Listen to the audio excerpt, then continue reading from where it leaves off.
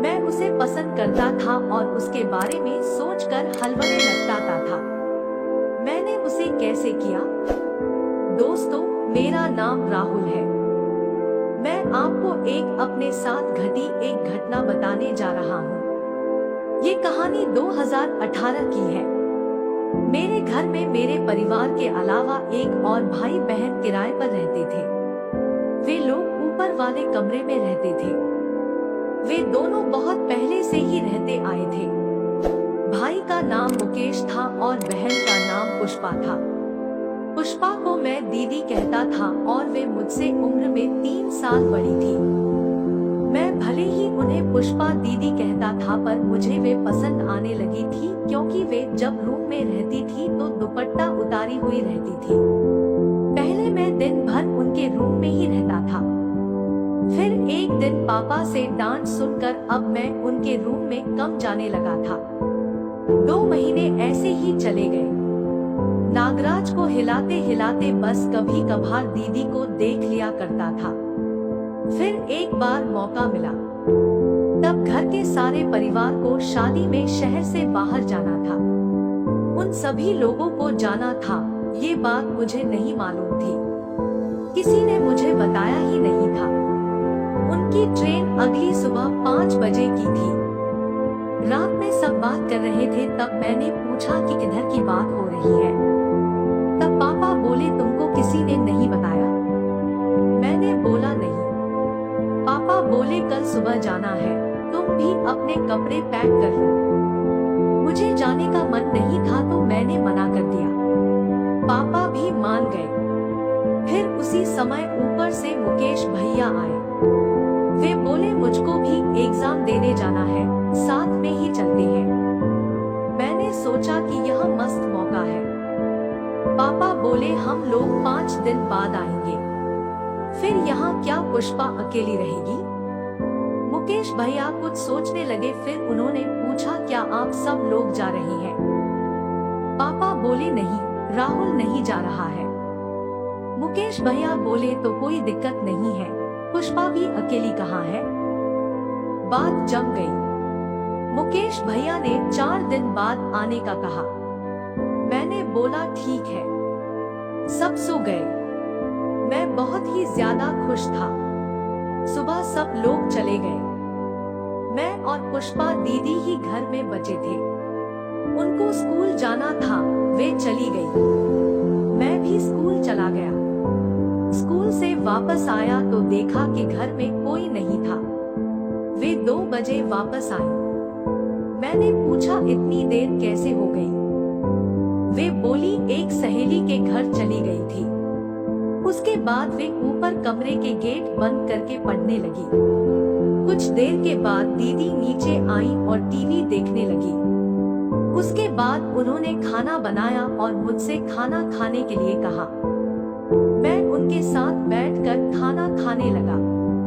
वे चुप चुप सी थी। मुझे ये सब बोरिंग लगने लगा। वे कुछ थक गई थी तो जल्दी ही सोने के लिए ऊपर अपने कमरे में जाकर लेट गई। मैं भी उनके कमरे में आ गया। उन्होंने कहा, क्या काम है? मैंने बोला, मैं यही सो जाऊं। उन्होंने भी बोल दिया, हाँ सो जाओ। मैं उनसे दूर हटकर वहीं आंख बंद करके सो गया। मुझे सोता हुआ देखकर वे भी आंख बंद करके सो गई। मेरा मन तो दीदी के साथ करने का था। मैं धीरे धीरे उनके पास को सरक गया और अपना केला उनके तरबूजों की दरार में सटा दिया। मेरा केला कड़क हो गया और मन करने लगा कि केला इनकी दरार में डालकर सो जाऊं। हालांकि मुझे बहुत डर लग रहा था, पर मैंने बड़ी आहिस्ता से उनके नीचे सरका दिया। लेकिन जिधर को करवट लेकर वे लेटी थी, उस साइड से नीचे नहीं हो रहा था। मैंने सोचा, यदि ज्यादा दम लगाऊंगा तो हो सकता है कि दीदी उठ जाए। तब मैंने केले को सटा दिया। मुझे बहुत रोमांच लग रहा था, गांठ भी फट रही थी, पर मजा भी आ रहा था। अब दीदी के तरबूजे मेरे केले के सामने थे। मेरा केला धीरे से दीदी के तरबूजों के बीच की खाई में अंदर चला गया। मुझे ऐसा मजा कभी नहीं मिला था। पार था। मैं वैसे ही नागराज को रख कर धीरे धीरे आगे पीछे करते हुए हिलाने लगा। कुछ देर बाद वही हुआ जिसका डर था। दीदी जाग गई और पीछे मुड़कर गुस्से से बोली, ये क्या कर रहे हो? मैं बिना किसी टेंशन के बोला, केला पेल रहा हूँ। आज भी मुझे अपनी उस बात पर हंसी आती है। वे मुझे तरेरती हुई बोली, पीछे हटो। मैंने उन्हें और जोर से पकड़ लिया और कस कस के कमर हिलाने लगा। वे खुद को छुड़ाने लगी पर नहीं छूट पाने पर बोली, पीछे नहीं, आगे से करो ना, वह गलत होल है। मुझे यह सुनकर मानो छप्पर फाड़ कर दौलत मिल गई हो ऐसा लगा। मेरी खुशी का ठिकाना नहीं था। फिर मैंने कपड़े उतारे और सीधा करके दीदी पर चढ़ गया। दीदी ने भी अपनी टांगें खोल दिया। मैंने दीदी की फूली हुई गुफा में अपना केला डालना शुरू किया पर वो अंदर जा ही नहीं रहा था। पुष्पा दीदी को दर्द भी हो रहा था। मैंने इधर उधर पेप्सी से देखा तो सामने डाबर आंवला तेल रखा दिखाई दिया। मैंने शीशी उठाई और उसकी फूल सी कोमल गुफा के अंदर डाल दिया। उसके बाद मैंने अपना कड़क केला टीका दिया। चिकनाई के कारण नागराज आधा घुसता चला गया। एकदम से हमला हुआ था तो पुष्पा दीदी रोने लगी और कराहती हुई बोली, आ मराई, उफ, बाहर निकालो। मैं एकदम से डर गया और नागराज बाहर निकाल लिया। वे दर्द से कराहती हुई बोली, छोड़, कल करना। नागराज सिकोड़ कर रह गया। उसके बाद मैं गांठ की दरार में अपना केला फंसा कर सो गया। फिर मैं रात को 2 बजे उठा। मैंने लाइट चालू की और पुष्पा दीदी को देखा। नागराज फिर से खड़ा हो गया। मैंने सोचा कि यदि आज ही फिर से करूंगा तो ये करेगी नहीं, मगर नागराज को पागलपन सवार था। मैंने कुछ देर सोचा कि ये राजी है ही, बस दर्द की वजह से नाटक कर रही है। साला दर्द तो कल भी होगा। ऐसे तो नागराज भूखा ही रहेगा। बस अब मैंने पुष्पा दीदी के दोनों हाथ पलंग से जोर से बांध दिए। फिर मैंने धीरे से उनकी टांगे भी बांध दिया कि कहीं वे मरखना सांड न बन जाए और मेरी गांठ तोड़ दे। उसके बाद मैंने शीशी से धार बनाकर गुफा में तेल डाला और नागराज सेट करके जोर से अंदर धकेल दिया। वे एकदम से हुए इस हमले से थर्रा उठी और जाग गई। दीदी बोली, हटो, दर्द हो रहा है। मैंने और जोर से धक्का दिया। इस बार पूरा हथियार अंदर चला गया। वे रोने लगी। मैं रुका हुआ था। फिर धीरे धीरे मैंने अंदर बाहर करना शुरू किया तो वे शांत हो गई थी। कुछ ही देर के बाद वे कोमल आवाज में बोली, आ करते रहो। मैं भी करता रहा। उसके बाद नागराज को कुछ गर्म गर्म जैसा महसूस हुआ। मैंने निकाल कर देखा तो लाल दिखाई दिया, साथ ही लिसलिसा सफेद सफेद जैसा भी कुछ था। मैं जानता था कि वे क्या है। उसके बाद वे बोली, अब सो जाओ। मैंने कहा, अभी मेरा नहीं हुआ है। वे बोली, मेरे हाथ पैर खोलो। मैंने खोल दिए। वे उठकर मेरी गोद में बैठ गई और अपनी आम की दरार में मेरा केला डालकर हिलाने लगी। कुछ ही देर में मेरा काम तमाम हो गया। वे बोली, अब सो जाओ। मैं सो गया। जब मैं सुबह 9 बजे उठा तो दीदी खाना बना चुकी थी। मैंने कहा, रात को मेहनत ज्यादा हो गई तो भूख लगाई है। वे बोली, तो खा लो, खाना रेडी है। फिर हम दोनों ने खा लिया। मैंने कहा, चलो फिर से करते हैं। वे बोली, मुझे कपड़े धोना है। वे कपड़े जमा करने लगी। उन्होंने मेरे सामने कपड़े भी उतार दिए। उन्होंने धोने के लिए ऐसा किया था। मैंने उनकी जवानी को देखते हुए कहा, मेरे कपड़े भी धो दो। वे बोली, हाँ दे दो। मैंने कपड़े उतार कर उन्हें दे दिए और नागराज हिलाने लगा।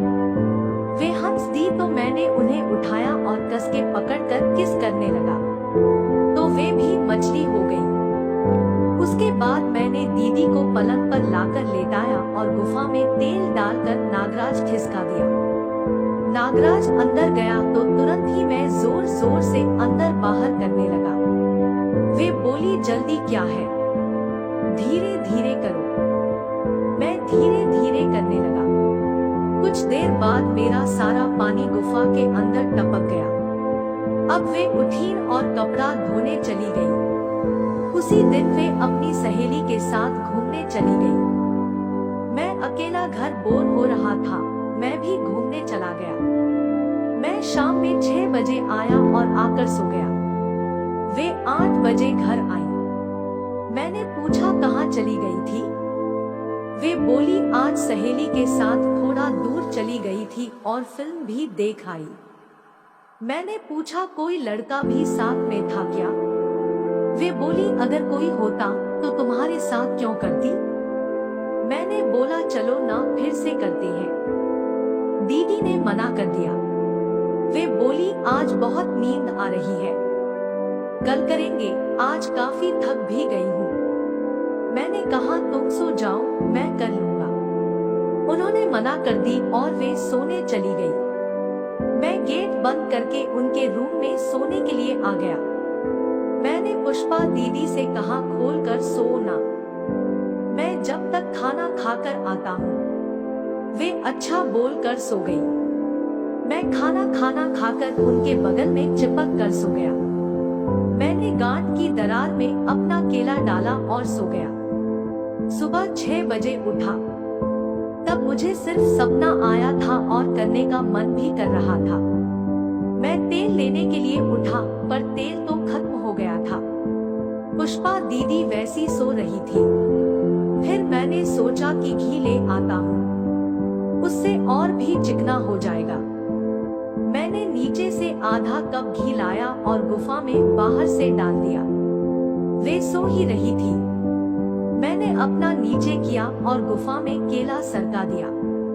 वे उठ तो गई थी लेकिन बोलने लगी, सोने भी नहीं देते। मैंने कहा, मैं धीरे धीरे करूंगा। वे कुछ नहीं बोली। मैंने धीरे धीरे अंदर किया। उनको थोड़ा दर्द हो रहा था पर कुछ देर बाद वे मजा देने लगी। 10 मिनट बाद पानी निकल गया। फिर मेरा पानी भी निकल गया। मैंने अपना केला निकाला तो माल लगा था। वे उठकर रेडी हुई और स्कूल चली गई। इसके बाद हमने बहुत बार किया। एक बार तो वे प्रेग्नेंट भी हो गई थी। फिर मैंने गूगल से एक गोली खोजी और दुकान में गया। उसे मोबाइल में दवा का नाम दिखाया। दुकान वाले ने पूछा, किसको खाना है। मैंने बोल दिया कि बगल की एक आंटी ने मंगाई है। मैंने टेबलेट ले ली। उसके बाद मैंने उनको दवा खिला दी। वे ठीक हो गई।